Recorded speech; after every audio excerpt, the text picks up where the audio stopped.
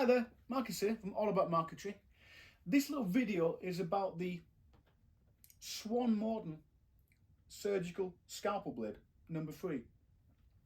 A little disclaimer, and that is that the method that you're going to see in the video of taking the blade out is my own technique, and also something that a lot of people in the marquetry field also use. If you look on the Swan Morton website, the official website, you will see the way that they prefer it to be done. Remember, their audience is doctors and surgeons. The environment where these knives have got to be sterile and surgical, and therefore it adapts really well for that environment. For my environment, I need to have a quick frequency of blade changes, and that is why I use my fingers and my hands. So take a look at the technique. If you care to adopt it, please take the most care, and then if you do choose to use this methodology, you do so at your own risk. Enjoy the video, send me a message in the comments, and I'd like to hear you take your surgical blade out. And there's some more tips at the end. Thanks a lot. See you in a bit.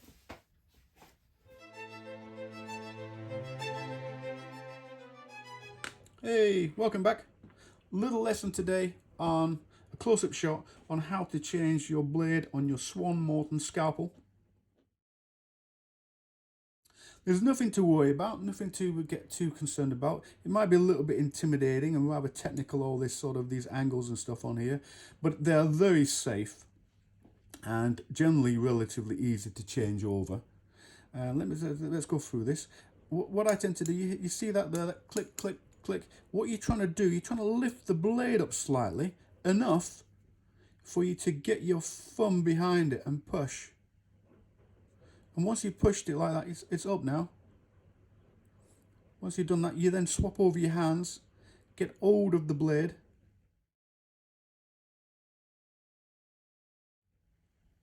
and push and pull, like so. You got the blade.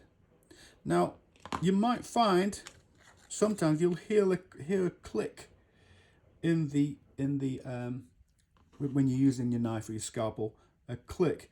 It means that you basically broke your blade, and you'll see a little line appearing over here, like so. That little line. That's it. It's done. There's not a lot you can do about that. You can't fix it, and for you to use it is going to make it rather dangerous. So if you've got a line in there when it's broken, throw it away. Put it in your sharps box. It generally happens when you overcompensate. You put too much pressure on, and that's what happens. Okay. So last time, now we're going to put it on. I'm using the fleshy parts of my fingers.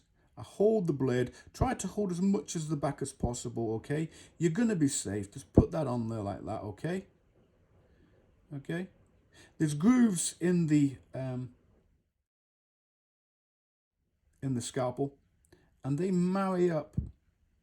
They marry up to that part there, and just click. One more time off, pick him up, pull, fingers over, done. And that is that. Hope you enjoyed that little lesson.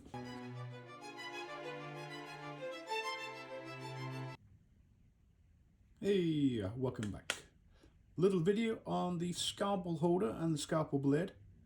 Just a few little tips this morning. As you see in the scalpel holder itself, there's at the tip, you'll see that there's two grooves running down the side of the tip where the blade goes. And what you do there is you get your little pencil, your technical pencil, and you run a little bit of pencil lead into there. And what it does, it's a little bit of graphite, and that graphite is like a natural lubricant from metal, and it's dry, so you don't get oil everywhere. So I'll quickly go through the, you can probably see them there, that little groove, and maybe there. And what it does is it helps the metal run against metal without any real abrasion. So here's the blade. There's a big hole and a big gap, or a small gap as you might say. The big gap goes over the top and there's the groove, sliding in the groove there, yeah, and just put in, and that's it.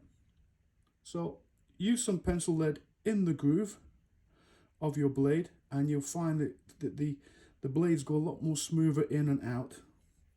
And what I'll do, I'll just quickly take this out now, finger up. There is a video on how to take blades out on the website. So once that's up, and like so, then you can continue moving it with your thumb, or again, pull your fingers out, like so, and that's it. Done and dusted. And again, back on, into the groove. Oh, that's a lot smoother, that's fantastic. Anyway, there you go, another little tip.